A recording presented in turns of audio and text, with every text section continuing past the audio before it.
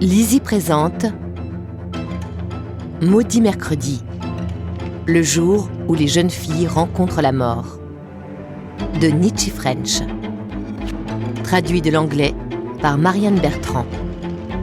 Lu par Bénédicte Charton. Pour Pat et John, avec tendresse, une fois de plus. 1. Rien n'indiquait qu'il y ait le moindre problème. Il ne s'agissait que d'une maison mitoyenne ordinaire, par un banal mercredi après-midi du mois d'avril. Elle avait un long jardin étroit comme toutes les autres maisons de la rue. Celui de gauche, à l'abandon depuis de nombreuses années, était envahi de ronces et d'orties.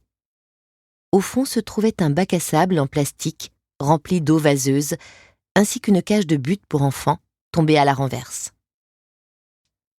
Le jardin de droite était, lui, pavé et gravillonné, avec des plantes en pot de terre cuite, des fauteuils que leurs propriétaires repliaient en hiver pour les entreposer dans leur abri, et un barbecue, sous une bâche noire, que l'on ferait rouler au centre de la terrasse durant les mois d'été. Mais ce jardin-ci comportait une pelouse, tout juste tondue pour la première fois de l'année. Des fleurs blanches resplendissaient sur un vieux pommier tordu. Les roses et les buissons des bordures avaient été taillés si rudement qu'on eût dit des bâtons. Des rangs de tulipes oranges poussaient près de la porte de la cuisine. Une basket orpheline, encore lacée, traînait sous une fenêtre, ainsi que des pots de fleurs vides, une mangeoire pour les oiseaux, avec quelques graines dispersées à la surface, 2 ou 3 bouteilles de bière vides à côté du décrottoir à chaussures. Le chat remonta le jardin, il prit son temps, et s'arrêta près de la porte, la tête dressée comme s'il guettait quelque chose.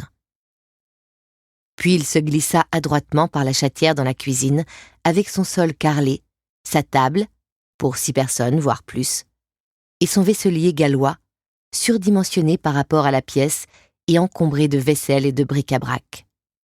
Des tubes de colle sèche, des factures dans leurs enveloppes, un livre de cuisine ouvert sur une recette de lotte au citron confit, une paire de chaussettes roulées en boule, un billet de 5 livres, une petite brosse à cheveux. Des casseroles pendaient à un rail d'acier au-dessus de la cuisinière.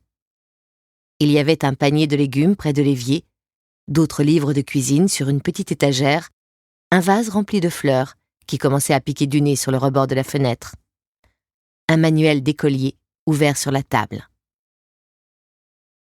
Au mur était fixé un tableau blanc avec une liste de choses à faire rédigée au feutre rouge.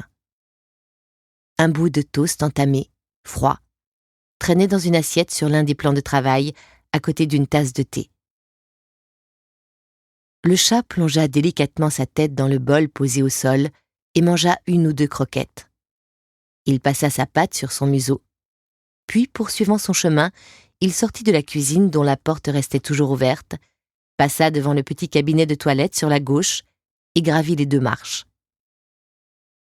Il évita une coupe en verre brisée et contourna le sac à bandoulière en cuir abandonné dans l'entrée.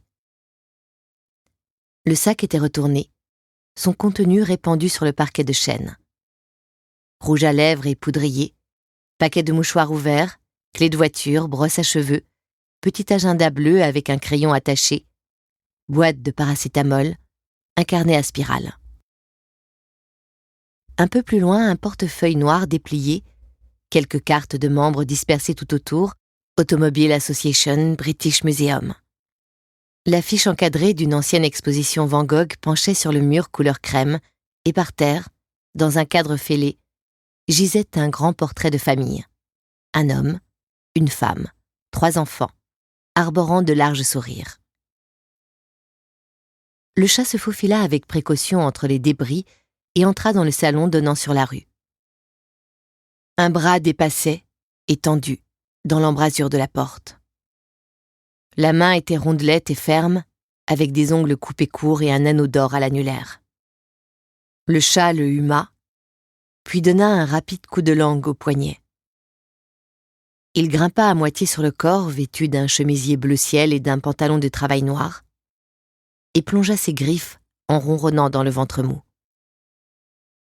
En quête d'attention, Il se frotta le museau contre la tête couronnée d'une chevelure brune et tiède qui commençait à grisonner, et retenue en un chignon lâche.